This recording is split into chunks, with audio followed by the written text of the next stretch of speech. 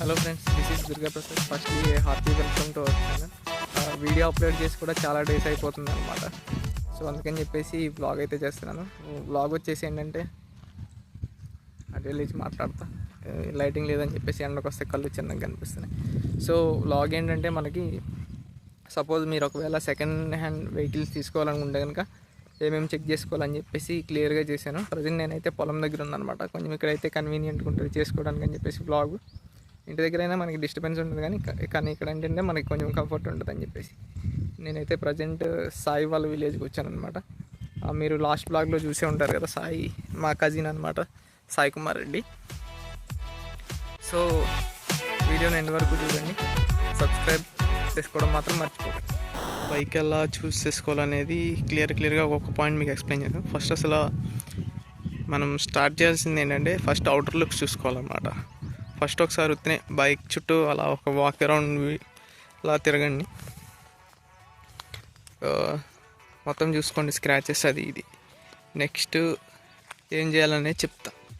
మీరు ఇలా తిరిగినప్పుడు అబ్జర్వ్ చేయాల్సింది ఏంటంటే మీకు మ్యాక్సిమం ఒక ఐడియా వచ్చేస్తుంది నార్మల్గా బైక్ చుట్టూ తిరిగినప్పుడే మీరు. అండ్ నెక్స్ట్ మీరు అబ్జర్వ్ చేయాల్సింది ఏంటంటే మనకి ఇక్కడ నుంచి ఇట్లా స్టార్ట్ అయ్యి ఇక్కడ వరకు ఒక లైన్ ఉంది చూసారా, ఇదైతే మీరు నోటీస్ చేయాల్సి ఉంటుంది. ఫస్ట్ చెక్ చేసుకోవాల్సింది ఇది, బైక్ యాక్సిడెంటలా కాదా అని మీకు మ్యాక్సిమం దీంతో మీకు ఐడియా వచ్చేస్తుంది. ఇదేంటంటే మనకి సపోజ్ ఇది ఒకవేళ యాక్సిడెంటల్ బైక్ అనుకోండి, ఈ అలైన్మెంట్ ఏదైతే ఉంది గ్యాప్ మధ్యలోది ఇంత నీట్గా ఉండదు అనమాట, ఇంత క్లీన్గా. ఇప్పుడు ఒకవేళ యాక్సిడెంట్ అయింది అనుకోండి, ఇది ఇంత క్లియర్గా సెట్ అవ్వదు అనమాట. దీంట్లో మీకు ఇక్కడ ఒక దగ్గర లావు రావడం, ఒక దగ్గర సన్నగా రావడం ఇట్లా జరుగుతుంది అనమాట. కేటీఎంలో మనకి ఇది ఒక అడ్వాంటేజ్. BS3 BS4 బైక్స్కి చెప్తున్నా. కానీ తర్వాత వాటికి కొంచెం యాక్సిడెంట్లా కాదని కనపడడం కొంచెం ఇబ్బంది, ఎందుకంటే మనకి మొత్తం ఇట్లా మెటల్ ట్యాంక్ వచ్చేసింది. ఇదేంటంటే లోపల ట్యాంక్ సపరేట్ ఉంటుంది అండ్ పైన ఇది వచ్చేసి కవర్ అనమాట. అంతే, హార్డ్లీ ఇది ఒక 3000 ఉంటుంది. ఇటు సైడ్ది రెండు, ఇటు సైడ్ది కలిపి రెండు ఒక 600లో వచ్చేస్తాయి అనమాట.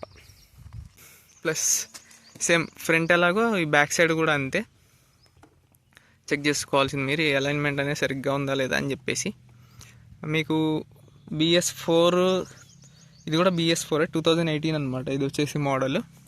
మీకు BS4 సెకండ్ జెన్ నుంచి అడ్వాంటేజ్ ఏంటంటే దాంట్లో స్ప్లిట్ ఫ్రేమ్ వచ్చేస్తుంది.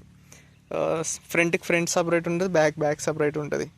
సపోజ్ దీంట్లో ఫ్రేమ్ డ్యామేజ్ ఏదైనా ఉందనుకోండి, మీరు చాలా ఇబ్బంది పడాల్సి వస్తుంది ఫ్యూచర్లో బండి తీసుకున్న తర్వాత. 1-2 సార్లు ముందే మీరు బైక్ తీసుకునే ముందు చెక్ చేసుకొని తీసుకోవాలి. ఫ్రేమ్ డ్యామేజ్ ఎలా ఉందా అని తెలుసుకోవడానికి మ్యాక్సిమం లోపల అయ్యే ఛాన్సెస్ అయితే ఏం ఉండదు అంతగా. ఒకవేళ అయినా మీకు చెప్పాను కదా, అలైన్మెంట్ అనేది సరిగ్గా కూర్చోదు. మీకు సపోజ్ ఎలా అని తెలుసుకోవాలనుకుంటే కనుక మీకు ఇట్లా పెయింట్ జాయింట్స్ ఉన్నాయి కదా, అదే వెల్డింగ్ జాయింట్స్ ఉన్నాయి కదా, ఇవనేది ఇక్కడ మీకు ఒకవేళ డ్యామేజ్ ఉంటే ఈ పెయింట్ అనేది లెగిసిపోతుంది అనమాట. ఇట్లా క్రాక్స్ ఉంటే తెలిసిపోతుంది ఈజీగా. దాన్ని రీపెయింట్ చేసినా మనం ఈజీగా కనిపెట్టవచ్చు. ఎట్లయినా ఫ్యాక్టరీ వెల్డింగ్ అనేది బయట మనం చేయలేరు, అంటే చేస్తారు కానీ అది అంత ప్రాపర్గా రాదు. గ్యాస్ వెల్డింగ్ చేసినా మనం ఈజీగా కనిపెట్టచ్చు. సేమ్ ఇక్కడ ఎట్లా ఉందో ఇట్లా క్రాక్స్ వచ్చి పెయింట్ ఊడిపోవడం అట్లా అవే ఛాన్సెస్ ఉంటాయి అన్నమాట మోస్ట్లీ, ఒకవేళ ఫ్రేమ్ ఏదైనా డ్యామేజ్ అట్లా ఉండుంటే. సెకండ్ థింగ్ వచ్చేసి ఒకసారి బైక్ చుట్టూ ఒకసారి తిరగమని చెప్పాను కదా, మీరు అలాగే బ్యాక్ కూడా చూసుకోవాల్సి ఉంటుంది. బైక్ అనేది ప్రాపర్గా ఇట్లా బైక్ని స్ట్రైట్ చేయమని చెప్పండి. హ్యాండిల్ నుంచి సీట్ వరకు మనకి పొజిషన్ అనేది స్ట్రైట్ సేమ్ వేలో ఉందా లేదా అని చెప్పేసి చూసుకోవాలి. కొన్నిసార్లు ఏమవుతుందంటే ఫ్యాక్టరీ రోడ్ ఇచ్చిన దానికంటే వెయిట్ ఎక్కువ వేసినప్పుడు ఏమవుతుందంటే ఫ్రంట్ మనకి ఫ్రేమ్ అనేది ఏమవుతుందంటే మనకి వన్ సైడ్ అయిపోతుంది. ఫ్రంట్ పార్ట్ ఒక సైడ్ ఉంటుంది, మనకి బ్యాక్ సీట్ అనేది సేమ్ అలైన్మెంట్లో ఉండదు అనమాట. మనకు ఒక సైడ్కి ఇట్లా జరిగి ఉంటుంది అనమాట. ఫస్ట్ అయితే ఈ రెండు చెక్ చేసుకోవాల్సి ఉంటుంది అవుట్లుక్స్లో. మీకు ఎలాగో మ్యాక్సిమం ఇది బైక్ రన్ చేసేటప్పుడు క్లియర్ కట్గా ఐడియా అనేది మీకు ఒకటి వచ్చేస్తుంది అనమాట. ఎలా అంటే మీకు ప్రాపర్గా వెళ్ళదన్నమాట బైక్, వైబ్రేషన్ రావడం కానీ ఇటు అటు జరగడం కానీ అట్లా అనిపిస్తుంది బైక్ అయితే మీకు. ఇంకొకటి మీకు ఫ్రేమ్ డిస్టర్బెన్స్ వల్ల కాకపోయినా కానీ మీకు 4K అలైన్మెంట్ సరిగ్గా లేకపోయినా మీకు అలా షేక్ అయ్యే ఛాన్సెస్ ఉంటాయి. ఫోర్క్ది పెద్ద ప్రాబ్లం ఏం కాదు, అది ఈజీగా చేయించేయచ్చు. మీకు మెయిన్ ప్రాబ్లం ఏంటంటే ఫ్రేమ్ 1-2 సార్లు అనేది చెక్ చేసుకోవాల్సి ఉంటుంది అనమాట. బైక్లో ఫ్రేమ్ మేజర్ రోల్ అనేది కాబట్టి మీరు అదైతే 1-2 సార్లు అయితే చెక్ చేసుకోవాల్సి ఉంటుంది. ఇప్పుడు నెక్స్ట్ వచ్చేసి మనం ఫ్యూయల్ ఇంజెక్షన్ గురించి చూద్దాం.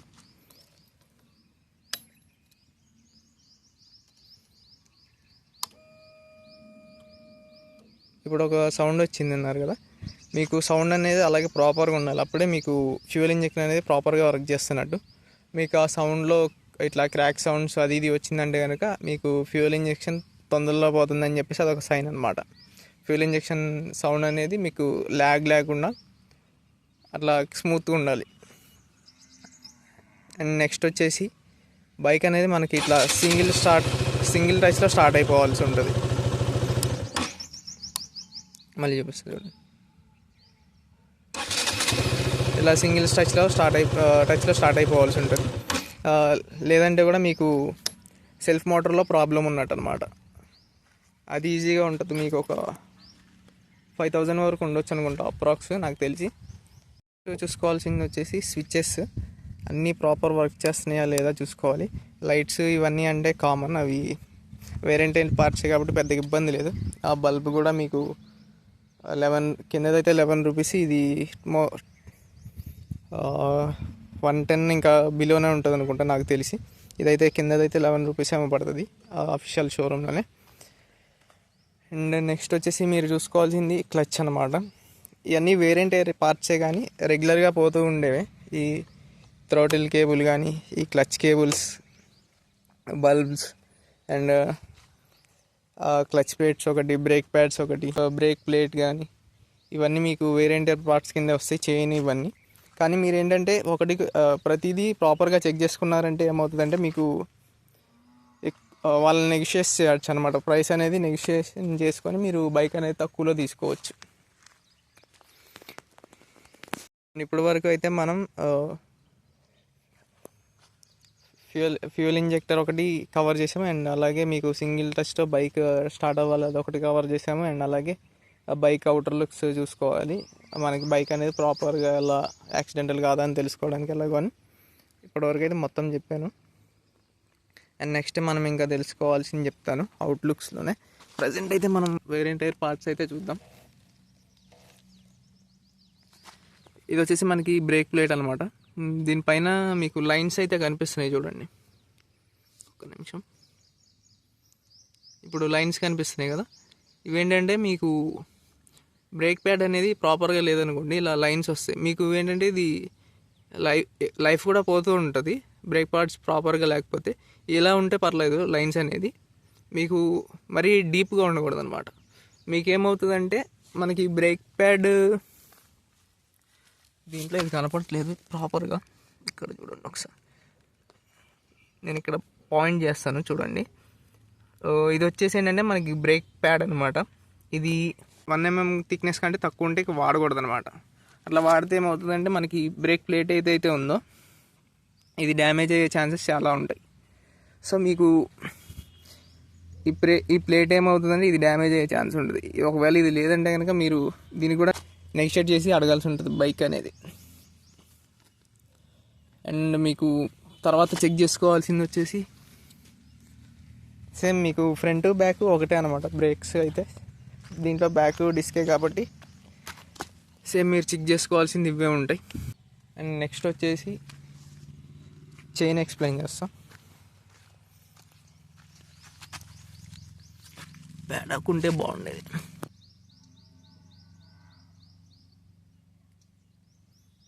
నేను ఫోకస్ అట్లా ఇది వచ్చేసి మీకు ఇవేంటంటే చైన్ది టీత్ అనమాట, బ్యాక్ పాకెట్ది. ఇది వచ్చేసి మీకు ఇట్లా షార్ప్గా ఉండాలన్నమాట. ఇక్కడ ఎడ్జెస్ కనిపిస్తున్నాయి కదా, ఇలాగే ఉండాలి. ఒకవేళ ఇవి రౌండ్ అయిపోయినాయి అంటే కనుక మీకు వీటి లైఫ్ లేదన్నట్టే అర్థం అన్నమాట.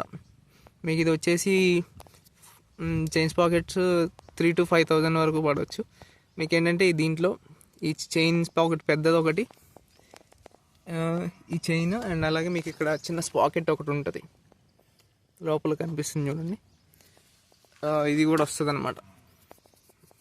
మీరు ప్రాపర్గా లేనిది తీసుకున్నారనుకోండి, సపోజ్ చైన్ స్పాకెట్, మళ్ళీ దీన్ని కూడా అడిషనల్గా మళ్ళీ మీరు షోరూంలో పెట్టి చేయించుకోవాలని ఉంటుంది.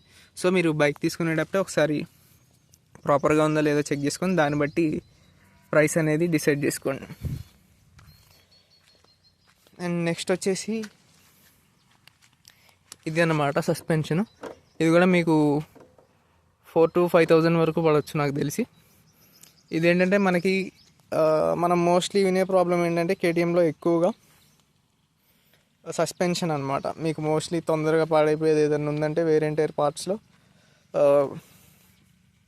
సస్పెన్షన్ హెవీ వెయిట్స్ వల్ల, లేదంటే సరిగ్గా ప్రాపర్ మెయింటెనెన్స్ లేకపోవడం వల్ల అదొకటి పోతుంది అనమాట. సో మీరు చూసుకోవాల్సింది అయితే ఈ సస్పెన్షన్. నార్మల్గా మీకు ఐడియా ఉంటుంది సస్పెన్షన్ ఎలా చెక్ చేసుకోవాలి ఏంటని చెప్పేసి. ఎక్కువ బౌన్సీ ఉందనుకోండి అది ఖరాబ్ అయిపోయినట్టే సస్పెన్షన్ అయితే. మీరు ఎక్కి కూర్చొని డ్రైవ్ చేసేటప్పుడు అది కూడా మీకు ఎగ్జాక్ట్ ఐడియా వచ్చేస్తుంది. నార్మల్గా మీరు ఇలా అన్నా కానీ ఇది కొంచెం హార్డ్ అనిపిస్తుంది కదా, ఇట్లా హార్డ్ అనిపిస్తుంది. అది ఒకవేళ సస్పెన్షన్ పోయిందంటే కనుక మీరు ఎలా అనగానే ఏదో స్పాంజ్ లాగా కిందకి పైకి ఇట్లా లెగిసిపోద్ది అనమాట. అండ్ దెన్ నెక్స్ట్ చూసుకోవాల్సింది వచ్చేసి, మీరు బైక్ అయితే కాసేపు ఆన్ చేసి పెట్టమనండి.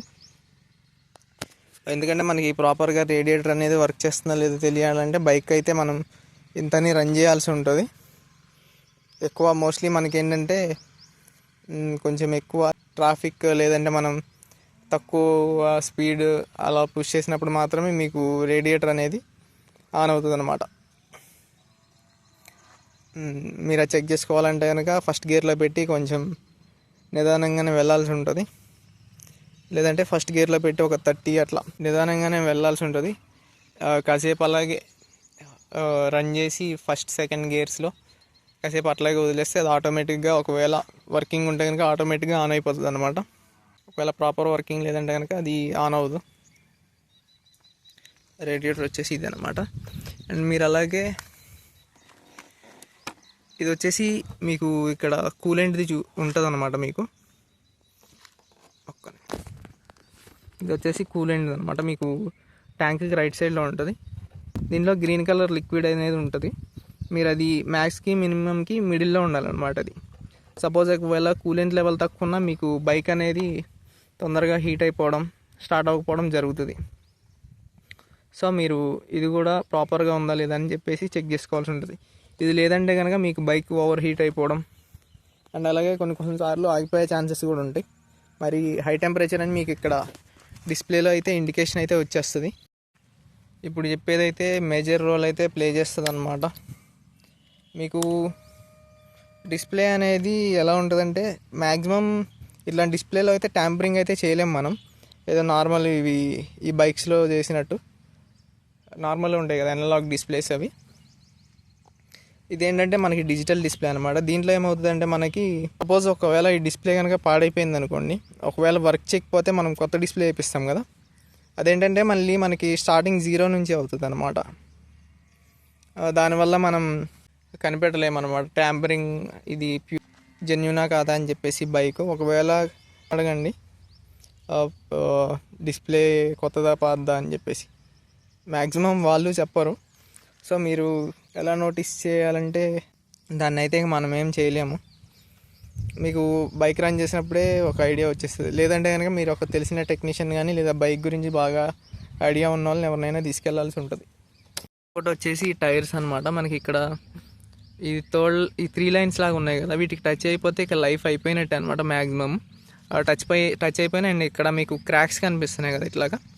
ఇవేంటంటే నేను ఎక్కువ బయట ఉంటుంది అనమాట నా బైక్. సో దానివల్ల ఇట్లా క్రాక్స్ అనేది వచ్చేసినాయి. మ్యాక్సిమం మీకు క్రాక్స్ వచ్చిన బైక్ లైఫ్ అనేది అయిపోయినట్టే. ఇదేంటంటే ఎండకి వానికి అట్లా తడిసిపోయి బయటే ఉండి హార్డ్ అయిపోయినమాట. సపోజ్ ఇప్పుడు బైక్ తడిసిందంటే కనుక టైర్స్ తడిసిందంటే కనుక అసలు గ్రిప్ అనేది ఉండదు.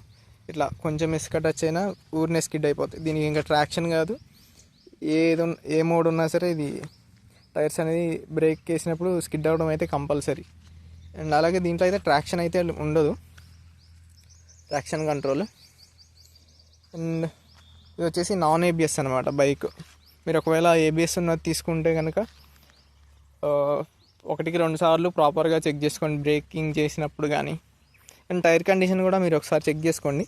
టైర్స్ కండిషన్ బాగోలేదంటే కనుక ఏబిఎస్ కూడా సరిగ్గా వర్క్ అవ్వదు, ట్రాక్షన్ కూడా సరిగ్గా వర్క్ అవ్వదు అనమాట.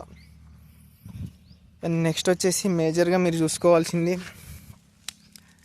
మనకి ఇక్కడ నుంచి ఏమన్నా ఆయిల్ లీక్ అవుతుందా చూసుకోవాల్సి ఉంటుంది. ఇది వచ్చేసి ఆయిల్ ఫిల్టర్ అనమాట. దీంట్లో నుంచి ఏమన్నా ఆయిల్ లీక్ అవుతుందా అని చూసుకోవాలి. మీరు ఎలా కనిపెట్టవచ్చు అంటే అది మీకు ఇక్కడ కింద ప్లాట్ఫామ్ ఉంది కదా, దీంట్లో బెల్లీ ప్యానెల్ కింద దీంట్లో ఆయిల్ అనేది స్టోర్ అయిపోతూ ఉంటుంది. నాకు చూడొచ్చు మీరు, క్లీనింగ్ ఉంది కదా.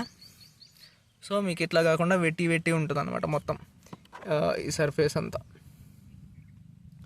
అండ్ ఇంకోటి వచ్చేసి మీకు ఇక్కడ ఆయిల్ ఎలా మెయింటైన్ చేశారని చెప్పేసి ఆయిల్ కూడా మీరు చెక్ చేసుకోవచ్చు,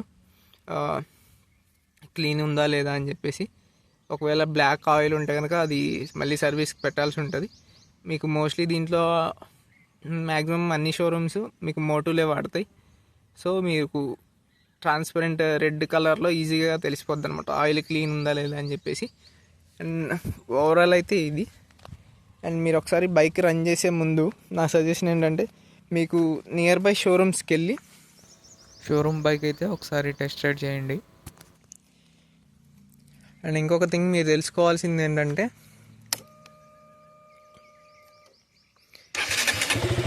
బైక్ స్టార్ట్ చేస్తాం కదా మనం, స్టార్ట్ చేసినప్పుడు ఏంటంటే మనకి క్లియర్గా ఇట్లా ఇంజిన్ నాయిస్ ఒకటే రావాలన్నమాట. ఇట్లా కాకుండా మీకు వాల్ ట్యాపింగ్ సౌండ్ టైప్లో వస్తుంది అనమాట. అలా వస్తే మీరు వాల్స్ మళ్ళీ చేంజ్ చేయించుకోవాల్సి ఉంటుంది. మీకు అది ఎలా అంటే, బైక్ ప్రాపర్గా గేర్ టు గేర్ చేంజ్ చేయకపోయినా ఎంటీ రేవ్స్ ఇచ్చినా అలా అవి పోతాయి అంటారు. వాల్ ట్యాపింగ్ అనేది నార్మల్గా కూడా పోతూ ఉంటాయి అవి. వాటి లైఫ్ స్పాన్ ఉన్నంత వరకే ఉంటాయి. అది కూడా వేర్ అండ్ టైర్ పార్ట్స్ టైప్లోనే. సో మీరు అది కూడా చెక్ చేసుకోవాల్సి ఉంటుంది. మీకు ఇంజిన్ నాయిస్ అనేది క్లియర్గా మీకు ఏమైనా పడాలి, అడిషనల్గా ఏ సౌండ్స్ అనేది ఉండకూడదు అనమాట. అండ్ నెక్స్ట్ వచ్చేసి ఇంకా ఏదన్నా కవర్ చేయలేదంటే కనుక మీకు అది వాయిస్ ఓవర్ ఇచ్చేస్తాను. మ్యాక్సిమం మీరు తెలుసుకోవాల్సింది అయితే ఇదే, ఓడోమీటర్ కరెక్ట్ రన్నింగ్ ఉందా లేదా, brake pads and break plate, and అలాగే క్లచ్ కేబుల్, యాక్సిలరేటర్ కేబుల్. ఇప్పుడు ఏంటంటే ఇదైతే కేబుల్తో రన్ అవుతుంది. ఇప్పుడు వచ్చిన వాటికి మ్యాక్సిమం రైడ్ బై వైర్ వస్తుంది.